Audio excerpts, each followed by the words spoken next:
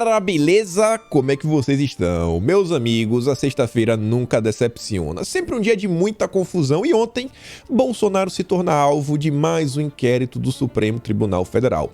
A gente vai comentar sobre isso, vamos até comentar sobre a fake news que o Estadão estava aí propagando.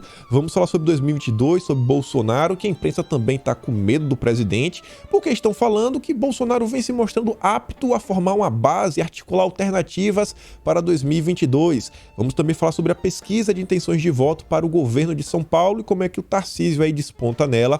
Vamos falar do PL, alguns problemas, uns assim, um pouco mais simples, mas que envolvem a pandemia, e alguns mais complicados, porque ontem, basicamente assim, de forma indireta, tentaram colocar Bolsonaro conectado a um escândalo de corrupção e aquela maior maluquice que, no fim, é só narrativa e adivinha. Bom, tudo feito pelos amiguinhos do senhor Sérgio Moro. A gente tem que falar sobre isso, outras coisas, vamos falar sobre o vice do Moro, algumas movimentações do Lula, que, bom, saiu uma matéria ontem na Veja, que confirma algumas coisas que a gente vem falando do Lula, algumas preocupações que eu acho que todo brasileiro, com mínimo de sensatez, deveria estar se perguntando, e coisas que ainda envolvem o Partido Comunista lá daquele país e como eles vêm se aproximando do Foro de São Paulo. Sim, e a gente vai falar um pouco do Dória, espero que dê para falar um pouco do Dória, mais algumas confusões, mas vamos começar aqui, né, já mostrando o duplo padrão da imprensa brasileira.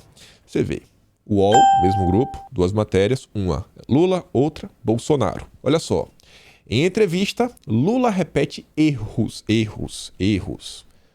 sobre gasolina, economia e Brasil no G8. Erros. Já com o Bolsonaro, olha só, Bolsonaro repete informações falsas sobre a Amazônia e inflação na Rede TV. Segundo os checadores do UOL, Lula erra e Bolsonaro dá informações falsas. É o duplo padrão. O Lula nunca mente, nunca propaga fake news, não faz nada. E muitas das vezes que a gente vê eles acusando o Bolsonaro de propagar informações falsas, quando a gente realmente vai ver o que Bolsonaro tá falando, é assim, né? Não sei se realmente é falso ou não é. O que eu sei que é falso é isso daqui. O Estadão tentou causar uma comoção nacional falando o seguinte: STF abre inquérito contra Bolsonaro por associar o imunizante lá, aquela live. A gente já comentou sobre isso no passado. Palavras polêmicas, né, que não podem ser ditas. Só que a confusão começa aqui no subtítulo. O ministro Alexandre de Moraes também suspendeu o acesso do presidente às redes sociais por 15 dias. Mentira! Isso não aconteceu. O que realmente aconteceu foi que o ministro ele pediu um posicionamento da PGR sobre o fato, assim, Bolsonaro deve ou não deve ser suspenso por 15 dias. Então é aquela coisa, né? Carimba, não, que é extrema imprensa. Carimba que é fake news. Carimba que é fake news do bem, né? Porque é do Estadão, aí não vai ter nada. Será que o Estadão comprova, o grupo do Estadão vai soltar uma matéria, sabe? Fake news do próprio Estadão? Não vai. Não vai. É a famosa fake news do bem. Sobre esse tema, não tem muita coisa a falar, o inquérito foi aberto e tudo mais. Só que eu quero conectar isso com algumas coisas que a Tsuki levantou, que eu acho assim que são bem pertinentes. A gente está vendo aí a PL 2630 avançando, teve um relatório que foi já assim, né, aprovado. E aqui tem outro tema similar, também no âmbito aí de lidar com notícias falsas, fake news e tudo mais. E vejam só. Comissão aprova punição para presidente da República e ministros por fake news em veículos de comunicação oficiais. Responsáveis por notícias falsas podem responder por crime de responsabilidade e improbidade administrativa. Crime de responsabilidade leva a impeachment, né? A Etsuki diz, não consegue achar crime de responsabilidade, então vamos inventar um. Como sempre, PDT e PT. Aí você vê. A Comissão de Trabalho, de Administração e Serviço Público da Câmara dos Deputados. Ponto. Olha tudo que aconteceu no final do ano passado, no início desse ano, como a gente se debruçou sobre as discussões que envolviam as eleições para a presidência da Câmara e do Senado, como as comissões eram importantes e elas estavam, diretamente conectadas a isso, a quem estava apoiando quem, os grupos, os tamanhos dos partidos. quantas comissões cada partido ia ficar, com base em quê, e tá aí. Olha como as comissões funcionam. Muitos assuntos, eles não começam sendo discutidos no plenário da Câmara. Ah, vamos botar aqui a PL, votar aqui os 513 discutindo igual maluco. Não. Os assuntos começam aqui numa comissãozinha, aí depois para outra, para já chegar no plenário com o texto assim, já meio pronto, já costurando um acordo, uma articulação. E aí assim, isso foi aprovado. Quantos deputados da direita estavam lá nessa comissão para tentar desarticular esse problema? Ainda vai passar por outras comissões, vai passar pela CCJ até, espero que lá o pessoal fala, cara, não faz nenhum sentido. Pelo amor de Deus, isso aqui é um absurdo. Mas vamos continuar. Então, essa comissão aprovou proposta que torna a divulgação de notícias falsas, popularmente chamada de fake news, em veículos de comunicações oficiais, crime de responsabilidade do presidente da República e de ministros de Estado, além de ato de improbidade administrativa. Os deputados aprovaram o substitutivo do deputado André Figueiredo, do PDT, ao projeto de lei 1416 de 2020 da deputada Marília Reis, do PT. E o relator incorporou pontos de projeto apensado e ampliou as condutas que poderão ser punidas. E olha só, era só notícia falsa. Quem já fica, tá? O que é notícia falsa? O que é? Porque a PL 2630 falou que assim, vai ser o entendimento do judiciário. O judiciário que vai falar é falso ou não é. Às vezes vai ficar naquele âmbito da interpretação da lei, né? Podendo punir um lado e o outro não. O velho duplo padrão da imprensa brasileira. Além de notícias falsas e difamatórias, conteúdos racistas e discriminatórios compartilhados em vídeo de comunicação oficial de órgão, entidade de administração pública poderão ser objeto de punição. E eu quero só dar um exemplo e deixar no ar uma pergunta, porque aí fica a dúvida, é ou não é discriminação? Hoje eu fui numa festa de um amigo e estava tendo churrasco, mas está completamente entupido. Tem um problema com fumaça. Mas é o seguinte, não sei se vocês sabem, as tribos indígenas, algumas, assim, uma pequena parte, algumas ainda têm algumas certas tratativas. Por exemplo, quando nascem gêmeos, eles acreditam que às vezes um tem meio que um é bom, outro é mal. Às vezes, assim, dizem enterrar para ter certeza, né? Enterra aí para não ter problema e tudo mais. Aí se você vem e critica essa prática que a justiça brasileira falou que isso daí é cultura deles, você tem que aceitar porque é a cultura deles, quando isso acontece. Se você critica essa prática porque você, por exemplo, está defendendo a vida, vem aí a Damares, o Ministério da Família, dos Direitos Humanos, fala, pô, essa prática é ruim e tudo mais. Isso entra nesse rol de conteúdos discriminatórios? Podia ser punida com improbidade administrativa, crime de responsabilidade, e aqui é na conta do presidente, como é que vai acontecer? Você percebe que confusão quando você amplia para isso daí e fica naquela coisa, ainda mais quando a gente conhece como é que funciona a máquina pública, a imprensa e tudo mais, para um conteúdo meio que virar assim, né, os ismos da vida, um conteúdo preconceituoso, basta a imprensa querer. Fico muito preocupado.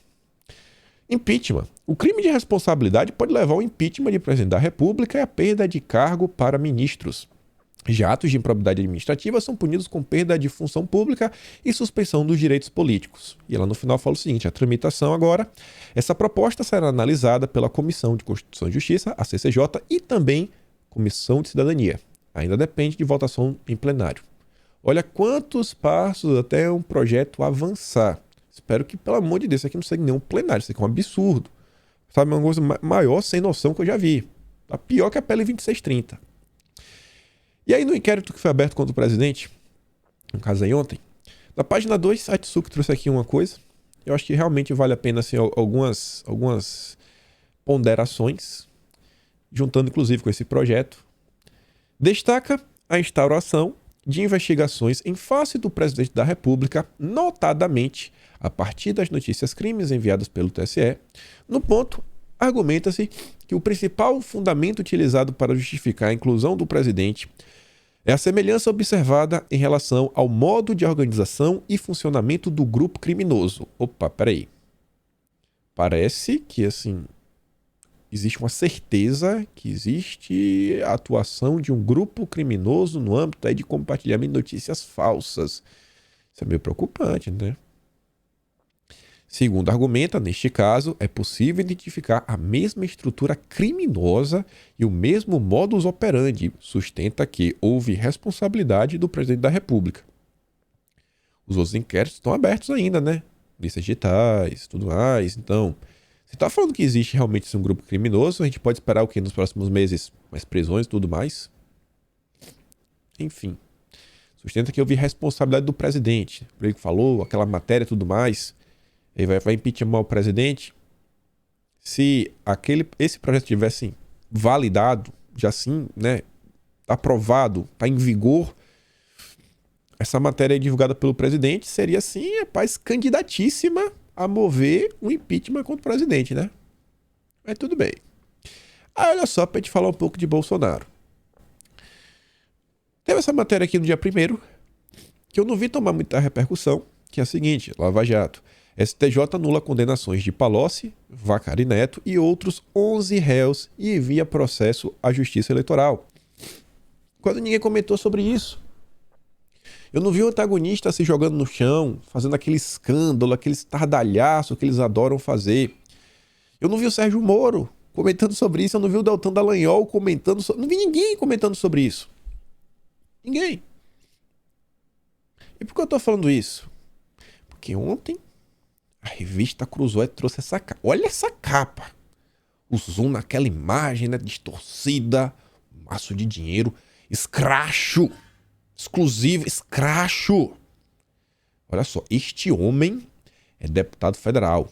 Este homem é aliado do presidente da República. Este homem é um dos chefes do PL, o novo partido de Jair Bolsonaro. Os maços de dinheiro nas mãos dele são fruto de corrupção com verbas de emenda. Meu Deus. Pronto, Bolsonaro é um ladrão. Ladrão. Mas, oh, meu Deus. Ai, será que já dá pra apertar o botão de fake news aqui ou dá pra esperar um pouquinho? Vou esperar um pouquinho. A mesma matéria pela grande imprensa. Eu acho que todo mundo aqui vai concordar, todo mundo, não tem ninguém comigo aqui, que a Globo não é assim, né? A melhor amiga do presidente da República, muito menos o Estadão, muito menos a Folha de São Paulo. Globo. Deputado do PL é flagrado com maços de dinheiro de desvios de emendas parlamentares, diz a Polícia Federal. Nenhuma menção a Bolsonaro. Deputado do PL investigado por desvio de emenda é flagrado com maço de dinheiro. Nenhuma menção a Bolsonaro. Folha de São Paulo. Deputado do PL, alvo de investigação, é flagrado pela PF com maço de dinheiro. Aí, tudo de boa. Comentando caso. Ninguém... Escândalo! Meu Deus, escracho! Olha só! Esse homem é aliado de Bolsonaro. Olha aqui em cima, ó. Aliado. Aliado. Tá bom. Tá bom. Aí você vai ver o conteúdo da própria matéria. O Cláudio Dantas diz, né? A prova da corrupção envolvendo as emendas bolsonaristas. Ponto. Agora não é emenda RP9, não é emenda parlamentar impositiva, não. É emenda bolsonarista. Vamos mudar os nomes que está lá presente na Constituição. Não. Isso aqui é de propósito. Da mesma forma como o Centrão é um nome assim pejorativo para escrever os parlamentares que não são de esquerda. Hoje no Brasil você tem quem? Vamos ser bem claro. Você tem esquerda, PT, PSOL, PSB, PDT, Cidadania, Solidariedade, Partido Verde, PCdoB, pessoal, já falei quase todos. Aí você tem os bolsonaristas, como eles mesmos falam, né? Que é basicamente aquele pessoal do PSL. E o resto é tudo centrão. É tudo centrão. O Podemos é centrão. Tudo é centrão. Aqui é a mesma coisa. Emendas bolsonaristas. Não tem ninguém mais profissional na criação de narrativas do que os mamateiros. Dos 8 milhões lá do contrato do Mamata Connection, eles se calaram. Aí vem lá, né? Maranhãozinho é um dos parlamentares na mira dos órgãos de investigação e controle por desvios em emendas parlamentares. Além dele, há outros nomes que ainda não foram alvos de mandados da Polícia Federal. Olha só, em outubro, ou seja, um tempo atrás, o ministro da Controladoria Geral da União, Wagner Rosário, aquele ministro que a CPI tentou indiciar, que era bolsomínio e tudo mais, né? Que toda a imprensa chama o cara de bolsomínio. O Wagner disse que em breve deveríamos ver a deflagração de novas operações. E teve aí.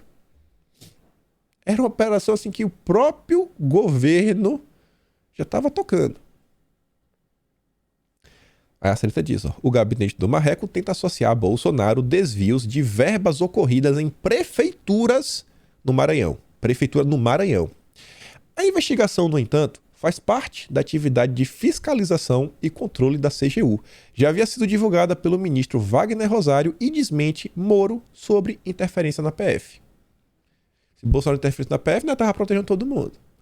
Narrativa que não para em pé. Só que aí fica pior. Sabe aquele negócio assim? Diogo Mainardi, olha só, Mainardi, fala com você, que você que manda. O Cláudio Dantas é só um reles funcionário. Pelo amor de Deus, na próxima vez que vocês forem criar uma narrativa contra o presidente, faz o favor de apagar as matérias que vocês possam se contradizer. Porque você esqueceu essa matéria no ar. O antagonista, do dia 18 de novembro. Bolsonaro no palanque do Mercadão das Emendas. É o título. 18 de novembro de 2021. Aí eu só peguei 2 linhas, né? A matéria tinha mais de 3 dessa vez. Tinha umas 7. A base bolsonarista no Maranhão já avisou que não sobe no palanque de Josimar, que é esse cara que foi pego. Ou seja, olha só, a base de Bolsonaro não vai subir no palanque. Não vai subir. Já tá dando indícios que esse cara não é alinhado de Bolsonaro. Só que ele pergunta, e você, Bolsonaro, vai das mãos do deputado? A sua base não vai, os bolsominions não vão. Você vai ser diferente? 3 dias antes dessa matéria, já estava aqui a CNN. Impasse entre Bolsonaro e PL sobre palanques se estende para o Nordeste. Onde é que está o problema? Um dos locais? No Maranhão. Do Josimar. Do cara aí que, segundo o antagonista, é aliado de Bolsonaro. Ou seja, 3 dias antes, já se sabia que Bolsonaro queria mudanças no Maranhão. O próprio antagonista noticiou que bolsonaristas não apoiam o Josimar. E aqui no dia 17, um dia antes dos mamateiros criar essa narrativa, a disputa pelo PL do Maranhão e a filiação de Bolsonaro. O Maranhão foi um dos motivos para que o presidente da República, Jair Bolsonaro, recuasse de se filiar ao PL. Comandado nacionalmente por Valdemar, entre tantas exigências, Bolsonaro queria o comando do partido aqui no Maranhão. Situação parecida ocorre na Bahia e em São Paulo. No caso do diretório maranhense, Bolsonaro queria agradar seu aliado no estado, que é o Roberto Rocha. O aliado de Bolsonaro no Maranhão é o Roberto Rocha. Bolsonaro queria tirar o comando da sigla das mãos do deputado federal Josimar de Maranhãozinho. Então, eu acho que ele não é aliado de Bolsonaro, como o antagonista está falando. Então, isso aqui é uma grande fake news. Pô, cara, aliado. Nossa. E vamos ver, né, o funcionamento da máquina de ódio do Sérgio Moro. Antes disso, só para comentar aqui um problema do PL. Como é o nome desse cara aqui? Portinho. Acho que é Portinho o nome desse cara. É do PL, senador. Olha a ideia sensacional. Contrariando o Bolsonaro, o PL defende nas redes a aprovação do passaporte. Esse senador teve essa ideia sensacional para colocar o passaporte à frente. Ainda bem que tem 10 meses até as eleições. Ainda bem também que tá deixando bem claro o que é que ele pensa, né? O Portinho, para não ficar em cima do Moro. Mas eu tenho certeza que isso aqui é algo que ninguém tem como concordar. E aí, olha só. A máquina de ódio do antagonista. A Elisa aqui colocou só algumas matérias. Vamos trazer aqui a imagem maior. Álvaro Dias sobre denúncia da Cruzoé. Corrupto e corruptor não gostam de transparência. Aí o Sérgio Moro. É grave e precisa ser apurado. Aí vem o Mandetta.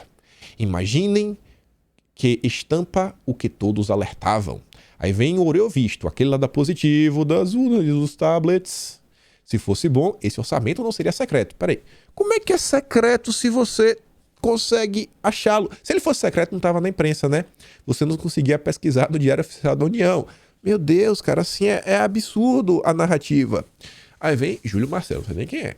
É por isso que o orçamento é secreto. Presidente do Novo, era óbvio que isso ia acontecer. Kim Kataguiri é a ponta do iceberg. É a ponta do iceberg. Arthur Duval, podemos chamar de mensalão do Bolsonaro. Aí o Júnior Bozella, orçamento secreto faz mensalão parecer brincadeira. É o gabinete do ódio aqui do Moro. Meu Deus do céu, cara. Esse é o antagonista. É inacreditável, né? Isso aqui foi interessante. Isso aqui aparece todo santo dia. No meu perfil, meu Deus, tem um que, assim, são 0 seguidores. 0. Esse aqui ainda tem 3. O perfil, criado em dezembro, só tem uma única postagem. E a única postagem é compartilhando conteúdo da Cruzoé. Só tem uma única postagem. Antônio Rodrigues. Uma única. Interessante, não? Perfil criado do nada, só para compartilhar isso e mais nada. Tudo bem. Vida que segue. Aí vem o Cláudio Nantas, né? Prova de corrupção envolvendo as emendas bolsonaristas. A Elisa fala o seguinte, ó. Para atacar o presidente, os mamateiros colocam o ato de um corrupto como algo generalizado, feito com as emendas parlamentares. Os deputados que não se posicionarem contra o Pasquim podem ter certeza que na época eleitoral vai sobrar para vocês. Quem ataca um, ataca qualquer um. E ele ainda diz, ó, deixa eu ver se eu entendi. A assessoria de comunicação do Serginho publicou uma reportagem na sua revista particular com o deputado vagabundo desviando verba parlamentar lá na contratação de empresas pelos municípios. Municípios. Mas a culpa é do presidente. Tem método. Tem muito método. Muito método. Muito método. Aí eu quero abrir um parênteses para a gente analisar uma coisa. Olha, sabe, a máquina de desinformação que o Moro tem nas suas mãos. A gente sabe, né, desse vínculo promíscuo entre o Moro e o Mainardi, o Cláudio Dantas, o Mário Sabino. A Vaza Jato deixou isso claro. Claro, transparente, é só ler aquelas mensagens. Desde influenciar no direcionamento e no resultado, né, das ações, das operações, dos julgamentos, até tentar atuar na hora de nomeação, escolha aí de PGR e tudo mais. Cara, não faltou coisa que essa galera inventou de fazer. É só ler os diálogos da Vaza Jato. Aí o Leonardo Continho conta o seguinte, ó. Em 2009, fui ao Maranhão conversar com o governador cassado, Jackson Lago, que aparece na foto com seus itens pessoais prontos para mudança. Não parece que esse cara tem muita coisa, né? O senhorzinho aqui, rapaz, tem uns quadros aqui, uma violinha. Eu estava bem ao lado do fotógrafo Léo Caldas na hora desta chapa. O Brasil pós-mensalão ensaiava algum tipo de mudança. Naquele longínquo 2009, o Lago perdeu o mandato no TSE e no STF por abuso de poder econômico. Enquanto pré-candidato, ele apareceu em um comício de inauguração de uma obra no qual o então governador José Reinaldo disse algo do tipo: esse é meu candidato.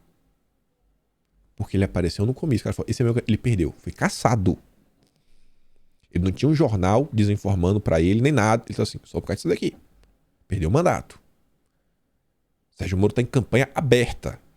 Não, tem uns artigos que eu acho que é sensacional. Tipo o Mainardi, né? Quando fala que o Moro vai ganhar milhões pra trabalhar pra Álvares e Marçal, que faz a recuperação judicial das empresas que ele ajudou a quebrar na época da Lava Jato. Inclusive, o TCU se debruçou sobre o tema. Aí o Mainardi vem. Moro, fique rico. Eles não escondem nada, assim, nada, zero. E o cara foi caçado por isso. Hoje em dia, imagina. Hoje em dia tem aí nas TV, tem o Estadão promovendo, né? Debate entre os presidenciáveis e tudo mais. Isso, aquilo, outro. Não, tô aqui rodando no Brasil. Ninguém é pré-candidato. Não existe abuso de poder econômico. Estamos em 2021 e parece que a lei eleitoral virou alegoria. Todos os presidenciáveis estão em campanha extemporânea. Eis o exemplo de hoje. João Dória promove a candidatura em viagem bancada por empresários que não só cobriram as despesas da comitiva, como as da imprensa. Dória leva Meirelles e teto de gastos para vender candidatura nos Estados Unidos. Meu amigo, é demais, viu? Mas, assim, abuso de poder econômico, só se Bolsonaro inventar de fazer uma... Tenta Bolsonaro. Troca o nome assim, ó. Se fosse assim, ó. Bolsonaro leva Tarcísio e teto de gasto. Bota Guedes, né? Bolsonaro leva o Guedes e teto de gasto para vender candidatura nos Estados Unidos. Não, ele voltar preso. Ele não ia voltar caçado, ele ia voltar preso. Uma jaula ainda, né? Não é nem botar o gema nele, botar uma jaula. Mas aqui é do bem, aqui pode. Aqui pode. Aí aqui. O Moro... Eu tenho horas que eu fico com dúvidas, assim, se o Mainardi aprendeu com o Moro aprendeu com o Mainardi. Muito feliz com o sucesso da estreia da turnê de lançamento do meu livro hoje em Curitiba. Casa cheia. Quem que tá sentado aqui, ó? Nesses assentos aqui, em vermelho. E nesses aqui também? Quem que tá sentado?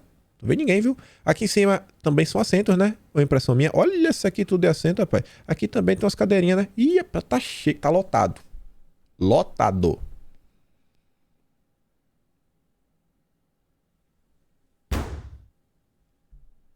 Cara de pau, né, velho? Meu Deus.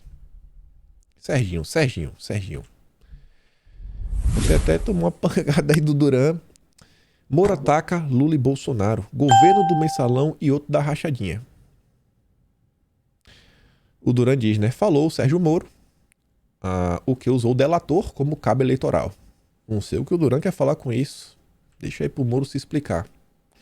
E aí o aliadinho do Moro, que abandonou o governo, aquele que o Danilo Gentili, na época, né, que não tinha pretensões, né, de fazer parte de um projeto de poder, falava que ele realmente acreditava, né, naquele período de maio de 2019, foi o Gentili que compartilhou, né, o vídeo do general Santos Cruz falando em regulamentação da mídia. Olha só, o cara que falou em regulamentar a mídia, uma medida extremamente autoritária contra o povo, diz o seguinte, que ele, na verdade, o Santos Cruz, ele comparou o bolsonarismo com stalinismo e bolchevismo.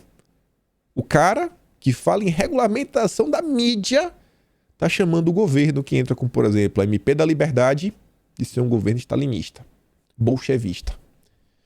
Tem como levar a sério uma coisa dessa? Esses são os amigos do Moro. Todo mundo em pré-campanha. Todo mundo... Aí, ó, olha só. Ex-ministro de Bolsonaro, Alberto Santos Cruz, tem trabalhado para a campanha de Sérgio. Tá ali, ó. Tá trabalhando para a campanha. Mas tá... Tem nada errado aqui. Nada errado. Nessa mesma live que o Santos Cruz estava, quem também estava é o Kassab. Falando o seguinte, nem a ditadura aparelhou tanto. O Kassab tá deixando a gente sonhar, né? Falando que Bolsonaro tá colocando a gente dele em vários locais. Isso daí, em certo ponto, é acontecendo. É a prerrogativa do presidente da República, né? Indicar para o STF, alguns cargos aqui, outros lá. Isso está incomodando o Kassab. Se está incomodando o Kassab, eu acho que vocês estão contentes com isso. E além do Kassab e do Santos Cruz, ainda conta com a presença do João Campos, prefeitinho lá de Recife, PSB, parceirão do Lula, Tasso Gereissati, Tasso Genro, né, ex-governador, e lá o Santos Cruz. Só gente bonita, linda e maravilhosa nesse evento aí. Mas nada estranho por aqui. Saíram duas matérias em dois veículos diferentes, mais ou menos com o mesmo teor. A chamada tenta entender que Bolsonaro basicamente está desesperado. Bolsonaro quer desconstruir Moro e marcá-lo como traidor. Bolsonaro elege Moro como alvo preferencial e reconhece que ex-juiz pode tirar votos. Não é isso que está acontecendo. Eles pegaram a live do presidente, onde Bolsonaro demonstra, né, um pouquinho de Moro, comenta um pouco sobre o COAF, aquela relação, né, entre o Moro, os antagonistas, fala da Vaza Jato e tudo mais, e comenta sobre alguns pontos. Eu não acho que Bolsonaro, ele marcou o Moro, o Moro é um alvo, meu Deus, eu estou desesperado. Mas uma coisa, eu acho que Bolsonaro tá certo se ele está pensando dessa forma. E a gente já falou sobre isso. Moro é o único candidato que pode tirar voto de Bolsonaro. No aniversário que eu tava lá, tive a oportunidade de conversar com algumas pessoas e você vê assim, aqueles assuntos que são normais aqui que a gente comenta todo dia, Dina Rossetti, os problemas que teve na época da Lava Jato, o caso do Duran, Igor Romário de Paula, né? A casa do COAF, Roberto Leonel, Banestado, assim, ninguém sabe nada. Nada. A candidatura do Moro depende desse silêncio. Chegar lá, eu falei, teve a questão do Lula solto e tudo mais, o Moro ficou calado. Eu falei, não, cara, o Moro não ficou calado, não. Aí teve lá, não, mas como não? Aí eu vi lá o Coppola falando, teve que falou que eu vi o Coppola falar que o Moro ficou calado. Eu falei, Coppola mentiu, cara. O Moro falou. Na verdade foi sobre isso, a gente tava falando sobre, não foi sobre a estrutura do Lula, sobre os inquéritos. Aí eu falei, não, o Moro falou, bicho. O Moro não só falou, como ele defendeu as prisões arbitrárias. Aí ele ficou assim, foi? Eu falei, foi. Tá lá no tweet. Sabe o que o Moro também fez? Aí que eu falei, no dia 12 de março, o Moro defendeu o Fachin. Após a decisão que tornou o Lula elegível. Cara, não acredito, eu tive que abrir o tweet aqui. Ele falou, cara, não sei o que. No Moro, eu falei, cara, tu tá preso na narrativa da Rede Globo. Aí o cara ficou assim, E um que chegou pra mim todo pimpão, né? Aí a rachadinha de Bolsonaro e tudo mais. Eu falei, cara, pera aí, calma. Vamos conversar.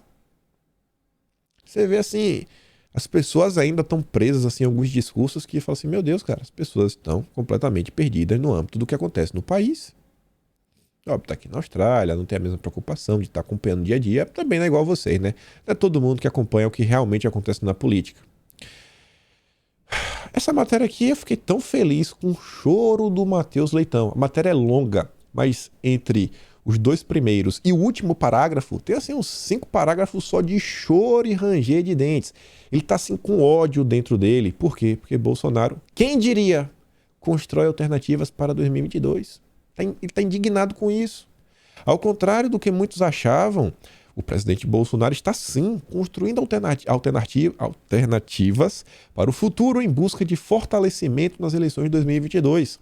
Quando chegou ao poder em 2018, o presidente participou da eleição com um partido pequeno e sem expressão, o PSL.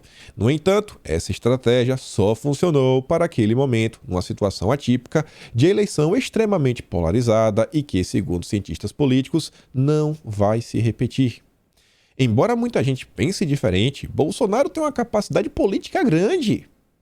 Ele já mostrou isso antes e está mostrando agora com esses tapa-buracos. Aí tá falando, né, como é que Bolsonaro conseguiu vencer aqui, vencer acolá, e colocou Mendonça, e fez isso, fez aquilo outro, e trouxe de volta o apoio dos evangélicos. Tá revoltado. O irmão, né, do Vladimir Neto, e filho da Mira Leitão. Vladimir Neto que escreveu a biografia do Moro, lá o livro da Lava Jato, não a biografia, o livro da Lava Jato, que a ex-mulher dele, a Gisele Siqueira, se não estou com o nome enganado, era assessora do Moro. Que o próprio Vladimir Neto aparece nos diálogos da Vaza Jato junto ao Deltan Dallagnol. Mas isso, né? Infelizmente não é aquela típica notícia que o Brasil conhece. Ainda. O Brasil vem acordando. E essa matéria aqui bem interessante, na verdade é a pesquisa, né? Uma matéria que faz uma análise aí sobre as eleições de São Paulo, traz alguns índices e, assim, eu não achei tão ruim não para o Tarcísio, que nem partido tem. Pesquisa IPESP, Alckmin lidera em São Paulo com Haddad em empate técnico. Por que a gente bate tanto no estado de São Paulo? Porque o Tarcísio tá lá? Não, o estado de São Paulo é, querendo ou não, o maior colégio eleitoral do Brasil, é o maior PIB do Brasil, é o estado mais importante do Brasil em alguns sentidos. Alguns sentidos. Vários sentidos. E aí você vê, ó, Geraldo Alckmin, no primeiro cenário, que ele é o cenário que o Geraldo Alckmin está na disputa, lembrando que ele pode ser o vice do Lula, está liderando, 23%, seguido pelo Haddad, Boulos. Em tese, se a esquerda consegue montar uma chapa única, teremos aí a esquerda com 30% garantida no segundo turno. Depois aparece o Tarcísio com 8%, o Rodrigo Garcia com 3%. No segundo cenário, se você tira o Geraldo Alckmin e tira o Haddad, você vê que o Márcio França tem exatamente a mesma quantidade de votos do Haddad.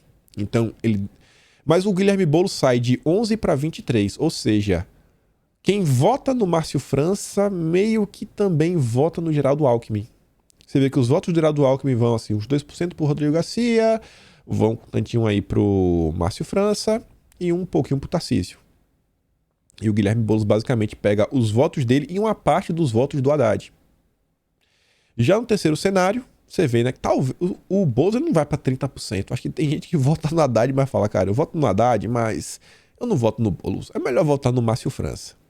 E o terceiro cenário, se não for o Guilherme Boulos, for só o Haddad como candidato da esquerda. Não, desculpa, se não for o Márcio França, mas só o Haddad, né? Porque tem essa chapa, tem essa briga também. O Haddad lideraria com 27%, o Boulos vem com 13%, se somar seriam a 40%, e o Tarcísio já aparece em 13%. Mais uma vez à frente até do Rodrigo Garcia. Tá sem partido. E é o que a gente vem falando. Com Alckmin fora da competição, o Tarcísio ele teria mais chances. Algum candidato aí ligado à direita tem muito mais chances. Com Alckmin na jogada, tem muita gente de São Paulo que vai votar no PSDB, já conhece aquele feijão com arroz de sempre. Isso daí. Como a gente vem falando, o estado de São Paulo vai ser decisivo para tentar entender, compreender e tentar traçar, né, algumas perspectivas para o cenário macro das eleições em nível nacional em 2022. Sobre o PT e o Alckmin. O PT de São Paulo resiste em aceitar a retirada de candidatura do Haddad. Fala assim, cara, não, a gente quer o Haddad, não quer abrir espaço por Márcio França, esquece esse papo. Até aceita o Alckmin como vice, mas não quer abrir mão do Estado. Márcio França teria que vir como vice do Haddad, porque o PT, se você olhar os números, né, eles despontam bem. Ele iria para o segundo turno e ele teria o voto do Boulos no segundo turno. Então ele ia uns 40%. Se trabalhar bem, por mais 10% levariam. Então não querem abrir mão. Aí você vê, ó, que o Alexandre Padilha e o Gilmar Tato, ambos devem buscar a eleição para a Câmara em 2022 e não querem nem ouvir falar da possibilidade do PT não ter candidato ao governo paulista. Alckmin é pressionado por aliados a desistir de ser vice de Lula e disputar governo de São Paulo. Isso aqui é interessante para ver, né? Como as eleições são complexas. Isso aqui faz muito sentido. Eles estão falando o seguinte, que quanto mais tempo o Alckmin espera, mais e mais o nome dele começa a ficar conectado ao nome do Lula. E para concorrer enquanto governador, não é interessante ele estar ligado ao Lula. Então, assim, ó, ou tu vira vice do Lula, ou tu pula desse barquinho. Eles dizem que a lentidão para uma decisão, aliada aos gestos de que ele pode se unir ao petista, tem irritado parte do eleitorado que hoje estaria disposto a votar no Alckmin para o governo paulista. Que o Alckmin, então, continue bem lento, né? Quanto mais desgaste, melhor. Mais desgaste, melhor. E o Lulinha vai estar aí essa semana em um congresso da Força Sindical que tem defendido o Geraldo Alckmin como vice aí do petista. Vamos continuar observando. Isso aqui é bem rápido, o que eu quero dar destaque não é que o Lula vai para os Estados Unidos e contar o que ele vai fazer lá. Percebam, o Lula nem foi para os Estados Unidos e já tem matéria sobre o tema. Já está ganhando holofotes. Nem foi e já está ganhando holofotes. E depois que ele for, ele vai ganhar mais holofotes. E mais holofotes, e mais holofotes. E mais holofotes. Moro mira União Brasil. Assim como Lula tá aí procurando um vice, o Moro também tá. Mais do que isso, o Moro quer a União Brasil para perto porque Moro ele tem uma alta rejeição assim dentro da política brasileira. Não tô falando assim da população, da política, por diversos problemas. A gente já comentou isso muito no passado. E União Brasil aí é um partido que poderia dar uma base, tem uma quantidade assim de deputados e mais do que isso. Para 2022 tem um grande fundo partidário e tempo de TV. A grande e lucrativa campanha do Sérgio Moro. Eu estou conversando, o Bivar já se encontrou com o Moro, lá em Salvador, bateram um papo, vamos ver, quem sabe é um vice. A gente já comentou sobre o possível impeachment do Sérgio Moro, que, caso eleito, assim, tem uma chance altíssima de ser impeachmentado, por diversas razões. Assim, a galera vai passar com o trator em cima, por pura revanche. Então tá aí. E você vê aqui, ó, Moro procura um evangélico para chamar de vice. Por isso que eu digo, eu não acho que se Bolsonaro ele realmente está pensando nisso, que Moro, o problema do Moro é que pode tirar votos, ele não está errado nesse ponto. Moro vem fazendo de tudo para tentar desgastar o governo, tentar trazer esses militares, né, trabalhar nos bastidores, para mudar aí parte da tropa e falar, não, Moro tem o apoio dos militares, e desgastar Bolsonaro, fazer a cena aí para os evangélicos e tudo mais. E o Sérgio Moro segue lá. Segue na tentativa dele. Quem também está buscando apoio dos evangélicos é o Lula. Só que isso aqui eu acho que vai ser muito difícil enganar. E o Molusco, ele foi no evento do filme do Marighella, tinha um pastor e ele falou a seguinte frase: temos a obrigação de convencer a sociedade brasileira de que Bolsonaro não crê em Deus. Não acredita e não pratica nenhum ensinamento que está na Bíblia. Ele, na verdade, é tudo o contrário. É difícil, né? Eu me pergunto, tem alguém que vai acreditar nisso daí? Não, Bolsonaro não acredita em nada que na Bíblia. Ele não acredita em Deus. O Bolsonaro agora é ateu. É sério. Assim, é narrativa que não para em pé. Não para em pé. O PT parece que vive da mentira. Parece que o PT se alimenta todos os dias. Se não tem um dia que pode falar assim, fala pelo menos um pouco de verdade. Fala um pouco de verdade. Pronto, aqui tem um pouco de verdade. Brincadeiras à parte. A Veja ontem soltou aí, né, nessa página aí, algumas notinhas interessantes. Quero comentar de algumas. O Leonardo Coutinho fala o seguinte, ó. A terceira nota da primeira coluna conta do TACAP que Lula aplicará na imprensa. Logo na imprensa, Venezuela é pouco, diz a Veja. Esse daqui, ó, sede de vingança. A gente já fala sobre isso. Coloquei aqui, ó, 4 coisas. 2 caras. Lula continua vivendo uma vida dupla na política. Em público, ilude os radicais de esquerda com promessas autoritárias, ameaças aos riscos e elogios a ditadores. Em privado, segue um aplicado aliado das elites. O petista tem recebido empresários em encontros sigilosos no Instituto Lula. As conversas são marcadas a pedido dos empresários. Lula deixa claro que não tem mágoas e promete manter a porta do Planalto sempre aberta. Isso aí para os empresários. Ele quer. E você vê, né? Se você tá numa conversa, se a pessoa pergunta assim, cara, você tá magoado? Assim, ninguém pergunta se você tá magoado à toa. É porque existe uma percepção que o Lula tá chateado. E isso aí é bem óbvio. O neto dele morreu, ele não pôde ver o irmão, a esposa, teve a sua moral aí destruída. Então, ele tá com a sede de vingança por muita gente. E aí você vê, né? Sede de vingança. Lula garante também, nesses encontros, que vai mesmo perseguir a mídia depois de eleito. Regular a imprensa livre é questão de honra para o petista, magoado até hoje com as denúncias que o expuseram à opinião pública, os malfeitos dos governos petistas. Venezuela é pouco para ele nessa área. Isso aqui é informação da Veja, não é nenhum blog bolsonarista da extrema direita. Não, aqui é a Veja, viu? Gente, o pessoal que tá aí com o Lula tá brincando. Eu já falei isso aqui no passado. Lula vem para se vingar. O que tá no coração dos petistas se chama vingança. E o pessoal tá levando a brincadeira. Muita gente, até da própria imprensa. E o Lulinha tá ali, ó. Se Lula conseguir atrair o MDB para uma aliança, Renan Filho ganha força como vice. Renan Calheiros atua nisso. Quem poderia imaginar? Lula e Renan Calheiros juntos. E aí saiu uma coisa ontem que envolve aí o PT, que a gente tem que comentar, e acho que vai dar tempo de comentar tudo. Sempre ele, Leonardo Coutinho, em suas análises assim, extremamente certeiras, assim como um jornalista investigativo, realmente não conheço ninguém do quilate do Coutinho, ainda mais quando fala de geopolítica envolvendo lá os comunistas, os chefes do João Dória. Ele fala o seguinte: o Foro de São Paulo vai naquele país. É o título da matéria. Ele faz o seguinte comentário: o Foro de São Paulo reuniu-se com o Partido Comunista para discutir um futuro de ações conjuntas. A organização latino-americana não é exatamente o que alguns dizem, mas é muito mais do que a maioria pensa que ela é. Segue a coluna dessa semana. Olha só, trazer algumas coisas. O Foro de São Paulo era a estrela desse evento. Deixa eu ver onde é que tá meu celular, que eu quero passar um vídeo para vocês. Pô, você chama o celular ali, vou ter que dar até uma pausa na hora. A maioria das organizações representadas está sob o guarda-chuva do Foro de São Paulo. Em seu discurso, a secretária-geral da organização, a petista e ex-mulher de Delúbio Soares, Mônica Valente, parabenizou os chefes do Dória por salvar vidas durante a pandemia e falou de forma obtusa a contribuição para a construção de uma sociedade para um futuro compartilhado, suscitada por iniciativa do presidente Xi.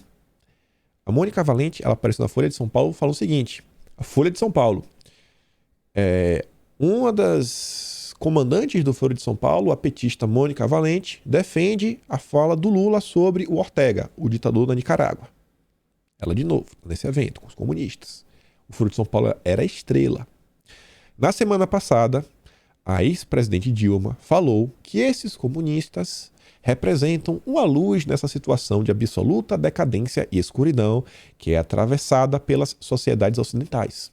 E algumas semanas atrás, a Dilma também teceu elogios falando que se eles ganharem, os petistas ganharem, adeus Estados Unidos, vamos voltar a ser amigos dos vermelhos. No fim de semana passada, um eurodeputado do Vox falou longamente em uma sessão do Space no Twitter. Para ele, todos os problemas da América Latina e alguns da Espanha, de onde ele é, têm origem no Foro de São Paulo. O presidente brasileiro Jair Bolsonaro também pensa assim. Muita gente pensa assim. Mas pouca gente pensa que, à exceção de 5 partidos brasileiros, que são endinheirados, algumas agremiações enroscadas com o tráfico, o pessoal das Farc, da Colômbia, o MAS da Bolívia, o PSUV da Venezuela, A maioria dos membros são de grupos descapitalizados e que, sem algum tipo de ajuda externa, têm pouca ou quase nenhuma capacidade de atuar. Os partidos do Foro de São Paulo, nem todos têm dinheiro. Tem que ter um financiamento. Tem que ter a galinha dos ovos de ouro. O poder do Foro de São Paulo é de base. E já foi descrito na coluna, ele deixa lá o artigo. São especialistas em fazer protestos, mobilizar aliados locais, criar instabilidade e vender estabilidade. Como proxy regional, o Foro de São Paulo é o instrumento perfeito, né? Você tem o dronezinho que você só controla aqui, ó, igual computador, os bonequinhos. Vai lá, ataca, destrói o governo. E tudo indica que os comunistas não só entenderam, como já estão fazendo uso do Foro de São Paulo. Cuba, o grande cérebro do mal, não é nada sem que ele pague as contas. O regime parasita, de tempos em tempos, pula para um novo hospedeiro para bancar suas ações. Foi com a União Soviética, com a Venezuela, com o Brasil e agora tem os comunas para ir bancando o Foro de São Paulo. Seus tentáculos, por meio do foro, são instrumentos, pavimentam o caminho localmente para quem realmente importa para poder atuar. E aí dá pausa, pega aqui no telefone. Voltamos. E aí o Leonardo Coutinho, ele coloca uma entrevista, e da entrevista eu peguei aqui só 20 segundinhos. O Alessandro Molon foi um dos destaques nesse evento, Foro de São Paulo, com os comunistas. E aí o jornalista lá, ele fala um pouco do que é que se discutiu nesse evento. Olha só. Durante o fórum de 2 dias, os participantes discutiram principalmente 2 tópicos: a supremacia do povo, que é a convenção de partidos políticos, e o papel desempenhado por partidos políticos na cooperação da iniciativa Cinturão e Rota. 2 coisas. Primeira, a soberania, né, dos povos, a autodeterminação dos povos, que é uma das formas, na verdade, um dos argumentos que o Lula está utilizando para defender os ditadores. Não posso falar da Nicarágua, porque lá eu sou a favor da determinação dos povos. Eles estavam falando exatamente sobre isso com os comunistas. Ou seja, são narrativas que serão usadas para justificar toda e qualquer medida autoritária. E segundo ponto que me preocupa mais, o papel dos partidos no contexto da Cinturão e Rota. O que é que ele está querendo falar? Cinturão e Rota. One Belt, One Road. Um cinto, uma rota. Estamos falando da Rota da Seda. A nova Rota da Seda. Lá vai a galera. Lá vai a galera tentar implantar não, já está sendo implantada. Mas intensificar as negociações que envolvem a nova Rota da Seda. E tem que falar sobre isso. Vamos voltar em uma matéria que a gente já comentou aqui algumas vezes, 2019, escrita pelo próprio João Dória, de punho dele. Ele fez questão, assim, o governador mandando um recado para o Brasil, compartilhada pelo Marco Vignoli, né, o seu braço aí, né, de articulação dentro do PSDB. E o Dória falava, 16 mil quilômetros de distância, blá, blá, blá e tudo mais. E São Paulo estão cada vez mais curtos, entre São Paulo lá e o país. São Paulo reúne condições para se tornar um ponto de vanguarda da nova Rota da Seda, ou seja, ser o ponto ali, né, o hub que vai distribuir para várias localidades do Brasil. Eles vão invadir o Brasil através de São Paulo. O movimento de abertura e integração promovido pelo governo, ou seja, São Paulo vai abrir as portas do Brasil. Como parte desse diálogo e cooperação, abrimos ontem, em 9 de agosto, via Investe São Paulo, o escritório comercial do governo de São Paulo, lá em Xangai. É o primeiro escritório do nosso estado fora do Brasil. Logo naquele país, você quer comprar o país, você quer comprar o Brasil. Você precisa, né, entender como é que funciona de burocracia e ter dinheiro. Aí você abre um escritório lá para conversar com quem tem dinheiro e oferecer a solução burocrática. O Dória é um gênio.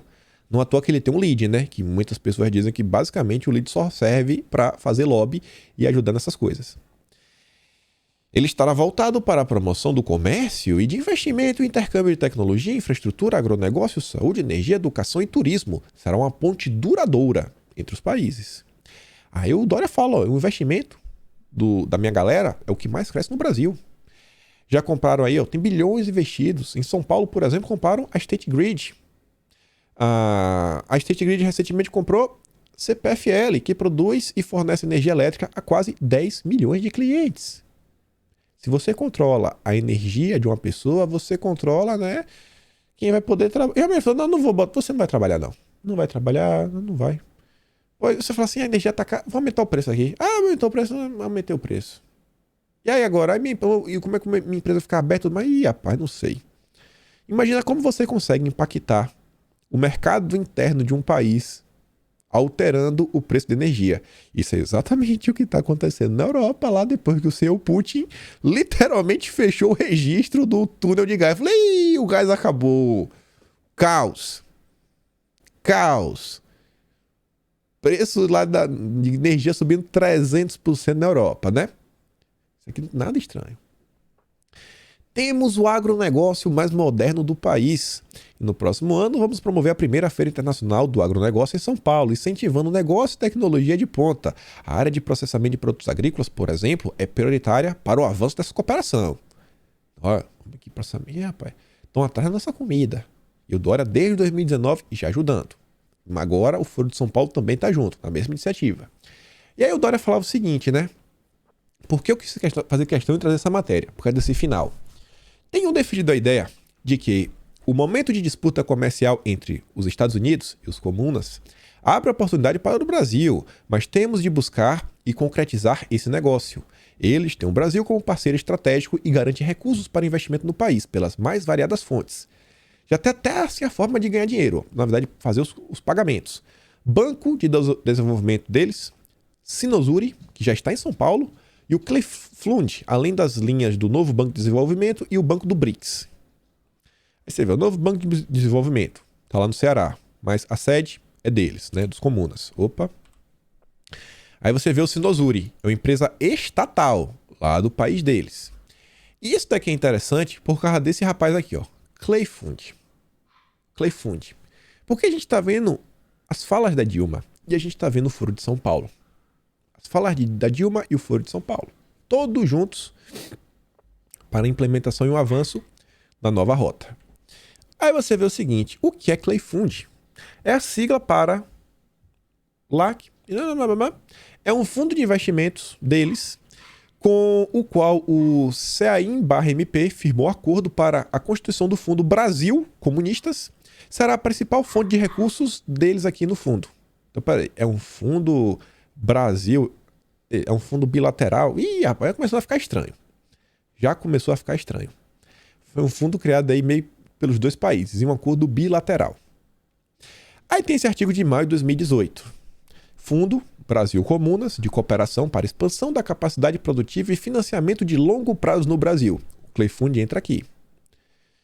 O mais recente capítulo dessa relação, no entanto, ainda que previamente costurado no governo da Dilma, foi a criação e ativação de um fundo bilateral. Esse fundo aí foi sendo costurado na época da Dilma. Olha o que a Dilma está falando. A Dilma deu aulas sobre essa galera. Olha o Foro de São Paulo junto com eles. Nova Rota da Seda. Então vai ter esses fundos aí para financiamentos e tudo mais. Para entender esse novo instrumento, por sua vez, não se pode perder de vista as intenções geopolíticas lá dos comunas e a crise político-econômico brasileira. Vamos colocar o Brasil na crise e a gente vai vender tudo para os nossos amigos. Aí depois vai lá e fala o seguinte, dentre eles, a decisão de acumular reservas internacionais em valores nunca antes vistos, criar fundos soberanos com alto poder de fogo e, por dentro do mercado financeiro, uma maior atuação dos bancos comunistas no exterior e a criação de diversos fundos bilaterais ou multilaterais, como o Fundo da Nova Rota da Seda, foram facetas desses processos. Ademais, as decisões supracitadas, muitas têm caráter defensivo e dialogam com a própria forma de inserção comunista na globalização financeira, ou seja, com intuito imediato, blá blá blá blá blá blá. Aí ele traz uns gráficos, investimento deles no Brasil. Você vê que já naquela época eles investiam bastante na questão de energia, você vê que é o petróleo e gás. Olha o tanto de investimento. Aí você pega aqui também a parte de energia. Olha a quantidade de investimento. Se você controla a energia de um país, você literalmente consegue criar muito problema. E o cara já falava, do ponto de vista da sociedade civil, pelo menos no Brasil, as perspectivas não são nada positivas. No que se refere ao estreitamento das relações entre esses países, os investimentos nas áreas estratégicas, energia, mineração, logística, dentre outros, comida também, né? Os processos são nebulosos.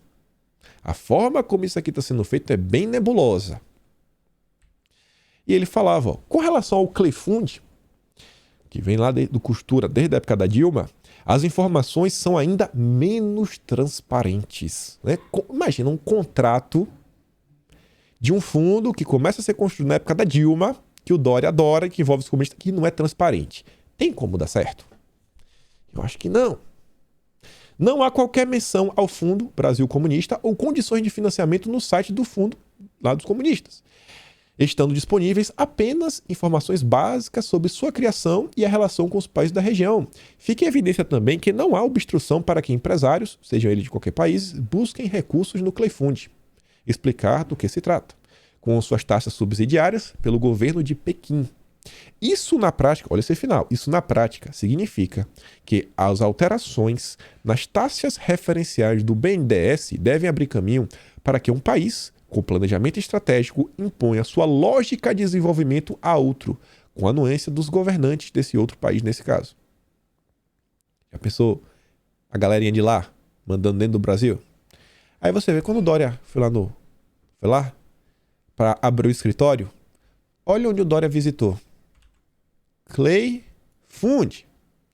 Reunião com o Fundo de Investimentos. Cleifund. João Dória. É essa galera que tá aí fingindo que é oposição ao Lula. Isso daqui é a tal terceira via. Terceira via Lula. É a mesma coisa. Só tem o único intuito é destruir o Brasil. É o parceiro do Sérgio Moro, o João Dória, discutindo a possibilidade de vice.